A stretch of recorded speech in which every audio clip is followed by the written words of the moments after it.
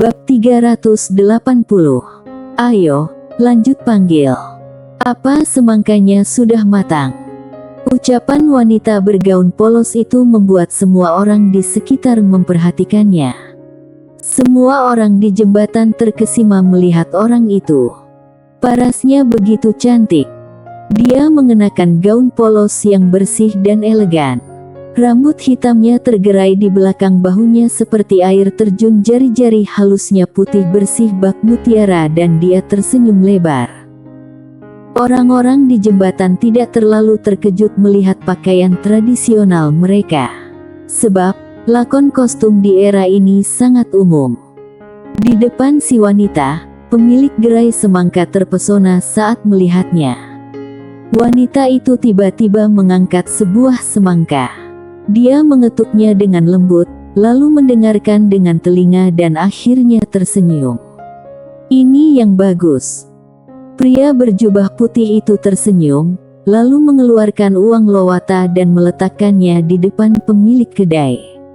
Tidak perlu kembaliannya. Kemudian, dia membawa pergi si wanita. Pemilik kedai segera mengambil uangnya, tetapi matanya masih terpaku pada wanita bergaun polos. Dia menghela napas seraya memuji, dia cantik seperti dewi. Di jembatan, semua orang tak kuasa memandang wanita itu. Di antara kerumunan, mereka seakan bukan berasal dari Lowata. Mereka seperti pasangan dewa dari surga. Hal ini membuat orang merasa rendah diri. Kini, wanita bergaun polos tiba-tiba meniup pelan. Semangka di tangannya langsung terbelah menjadi beberapa bagian. Merahnya amat memukau. Dia mengambil sepotong semangka dan menyodorkannya ke bibir pria berjubah putih. Dia berkata sambil tersenyum, "Kak, cicipi." Pria itu tersenyum dan menggigitnya. Rasanya manis dan lezat. Wanita bergaun polos itu tersenyum, lalu membersihkan tetesan jus semangka dari sudut mulut pria itu dengan lengan bajunya. Kemudian, dia sendiri menggigit semangka itu. Begitu semangka memasuki mulutnya, senyum di wajah wanita itu makin lebar. Ini memang enak. Pria berjubah putih itu tersenyum tanpa berkata-kata. Mereka berdua berjalan perlahan ke arah yang jauh sambil bersenda gurau. Hanya saja, tiba-tiba mereka mengernyit. Mereka menatap ke kejauhan. Entah apa yang mereka lihat, tatapan pria itu berubah menjadi dingin. Adiknya tersenyum tipis seraya berucap, "Kak, aku akan segera kembali." Pria berjubah putih itu berucap, "Bareng saja." Wanita bergaun polos itu mengangguk. "Baiklah." Usai berkata begitu, keduanya menghilang dari tempat. Di langit bintang, Christopher dan yang lainnya hampir saja memasuki planet biru, tetapi tiba-tiba seorang pria dan wanita muncul di depan mereka. Melihat wanita bergaun polos, Christopher dan yang lainnya terpak. Kenapa mereka malah datang sendiri? Sementara itu, Kaisar Lan mengernyit. Sebab, kini dia merasakan sesuatu yang tidak beres, begitu pula dengan beberapa ahli lainnya. Kini, dia mendengar pesan telepati dari Sharon. "Saudara Christopher, jangan lengah." Dia juga merasa ada yang salah. Sebab, kedua orang ini muncul di depan mereka. Itu artinya pria dan wanita ini telah menemukan mereka.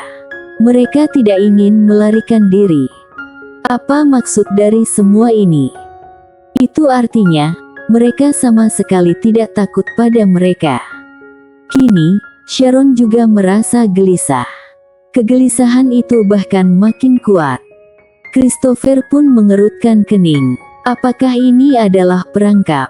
Usai berkata demikian, dia tiba-tiba melihat sekeliling. Hanya saja, tidak ada aura kuat di sekitar mereka. Dia yakin hanya ada mereka berdua. Christopher melihat wanita bergaun polos itu. "Kamu bibinya Sander?" Wanita itu menggigit semangkanya dan menjawab tenang, ada yang bisa kubantu. Suasana hatinya lumayan bagus hari ini. Bantu. Christopher sontak tertawa terbahak-bahak. Apa kamu tahu siapa kami? Pria di sampingnya bertanya seraya tersenyum, siapa kalian? Christopher menatap pria itu dan bertanya balik, siapa kamu? Orang itu menjawab sambil tersenyum, aku ayahnya Sander. Ayah. Christopher tampak mengernyit. Hanya saja, dia segera tertawa. Bagus, aku bisa menyingkirkan kalian sekaligus. Tidak jauh, wanita bergaun polos menggigit lagi semangkanya. Dia memandang Christopher dan yang lainnya. Aku sangat ketakutan. Christopher segera emosi. Kenapa sikapmu begini? Apa kamu menganggap rendah era peradaban abadi? Saat itu, Kaisar Lan tiba-tiba muncul di samping Christopher. Dia berucap dengan serius, ada sesuatu yang tidak beres. Ada yang salah. Christopher terdiam sejenak, lalu melihat ke arah wanita itu. Pada saat ini, mereka saling menatap dan menikmati semangka dengan tenang. Mereka tidak panik sedikit pun. Ini tidak normal. Perlu diketahui bahwa ada puluhan Kaisar Agung Nasib, ratusan Kaisar Agung Suyue, dan ratusan Kaisar Agung lainnya, totalnya ribuan ahli. Namun, orang di depan mereka sama sekali tidak takut. Ini jelas tidak normal. Raut wajah Christopher menjadi agak suram. Apakah mereka akan mundur sekarang? Lelucon apa ini? Setelah mengerahkan banyak ahli dan melintasi wilayah bintang untuk datang ke Bima Sakti, mereka hanya bertemu dengan kedua orang ini, lalu akan pergi begitu saja. Bukankah itu akan menjadi aib? Mereka setidaknya harus bertarung sebelum pergi. Dengan pikiran ini, Christopher berkomunikasi melalui energi Suan kepada orang lain. Ayo, kita berduel. Kalau mereka terlalu kuat, kita akan mundur. Dengan begitu, kita tidak akan merasa malu. Usai mendengar itu, semua ahli mengangguk dan menunjukkan bahwa mereka bisa menerima. Memang benar, mereka sudah datang jauh-jauh ke sini.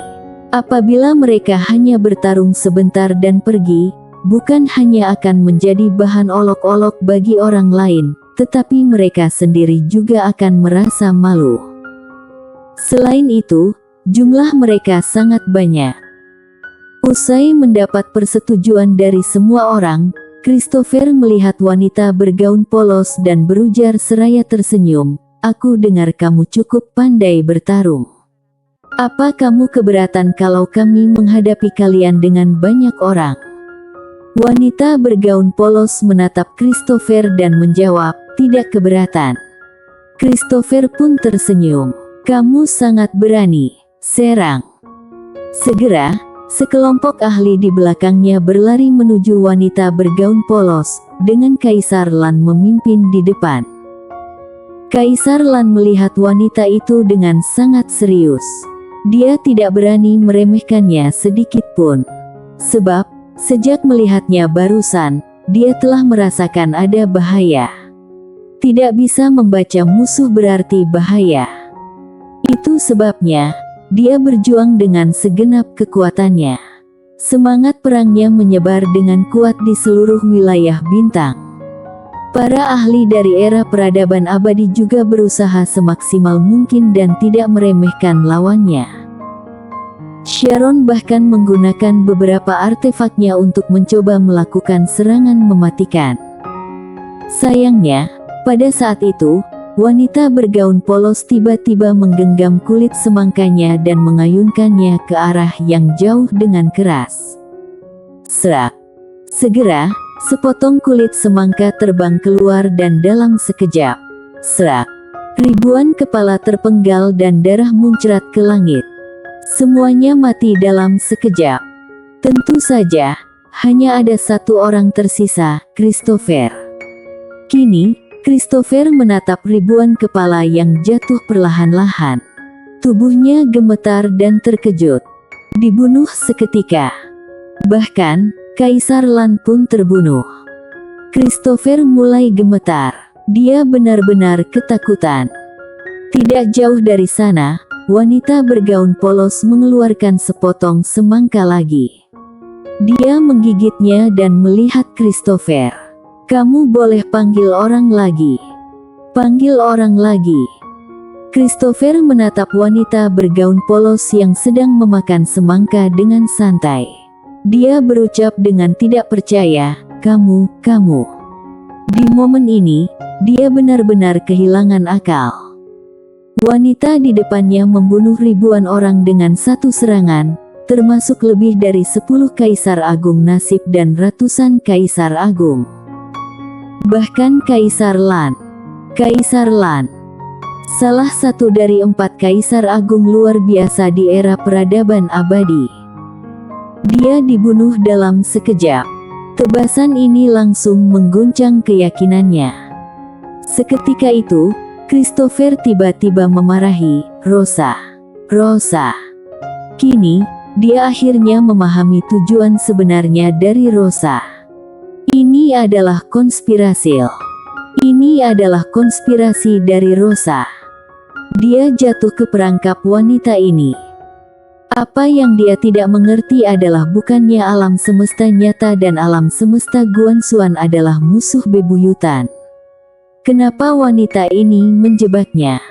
Dia tidak paham. Jauh di sana, wanita bergaun polos bertanya, "Mau panggil lagi?" "Tidak." Christopher tersadar kembali. Dia berucap dengan gemetar, "Tunggu saja, aku akan pergi dan memanggil orang." Usai berkata demikian, dia berbalik untuk pergi. Sayangnya, pada saat itu seberkas sinar pedang menembus dahinya. Christopher pun membeku di tempat. Tak jauh dari sana, wanita itu menggelengkan kepala. "Buang-buang waktuku saja." Kemudian, dia menarik tangan pria di sampingnya, lalu berbalik dan pergi. Pada saat itu, pria berbaju putih tiba-tiba berucap, "Tunggu sebentar." Wanita itu menatapnya. Pria berbaju putih itu tersenyum tipis seraya berkata, "Selalu ada orang yang mengganggu, agak menjengkelkan." Usai berkata demikian, dia mengibaskan lengannya. Sebuah kekuatan misterius meliputi bintang biru di bawah mereka. Pria berbaju putih itu tersenyum. "Aku menaruh segel terlarang." Kemudian, dia menggandeng wanita bergaun polos dan menghilang. Di langit bintang, Christopher menatap kosong ke arah kejauhan. Tubuhnya mulai memudar perlahan. Dia ingin memberitahu Kaisar Yongsheng, tetapi saat ini dia merasa lemah. Lokasinya terlalu jauh. Christopher pun memejamkan kedua matanya perlahan-lahan. Di momen ini, dia teringat kata-kata Sander. "Ketika kalian menyerangku, kenapa tidak memeriksa latar belakang dan identitasku dulu?" Kala itu, roh alam semesta, David, dan era peradaban abadi tampak meremehkan dan merasa itu konyol. Kini, dia menyadari bahwa dirinya adalah orang konyol sebenarnya. Christopher menghela napas dengan sedih. Sorot matanya penuh dengan ketidakpuasan. Dia telah disegel oleh pemilik Penatau selama berjuta-juta tahun. Setelah berhasil melepaskan diri dari segel, dia harus menghadapi kematian lagi. Dia telah menunggu berjuta-juta tahun, tetapi yang dia dapatkan adalah kematian. Dia merasa sangat kesal. Suara menghela napas terdengar lagi. Kemudian, Christopher menghilang sepenuhnya. Di antara bintang, ribuan kepala yang berlumuran darah jatuh perlahan-lahan. Di medan perang dewa. Di dalam formasi, Sander yang sudah pingsan sedang memakan kekuatan dewa nyata. Pada saat ini, aura yang dipancarkannya makin kuat dan jauh melampaui ranah Dewa Tao. Bukan hanya itu, Tubuhnya bahkan mulai bersinar dengan cahaya emas. Kekuatan dewa nyata. Kekuatan itu telah memperkuat tubuhnya. Sementara itu, Rosa sudah terjatuh ke tanah. Kini, efek dari kekuatan dewa nyata yang membalik masih berlanjut. Meskipun kuat, dia tidak bisa menahan kekuatan dewa nyata yang ditinggalkan. Kekuatan dewa nyata terus membalik tubuh dan jiwanya. Rasa sakitnya membuatnya bergelut tanpa henti. Dia tidak bisa menahan diri dari gemetar. Rasa sakitnya menusuk tulang. Penderitaan ini tak bisa terlukiskan. Dengan demikian, di antara mereka, satu orang menelan dan satu orang menderita. Bersambung.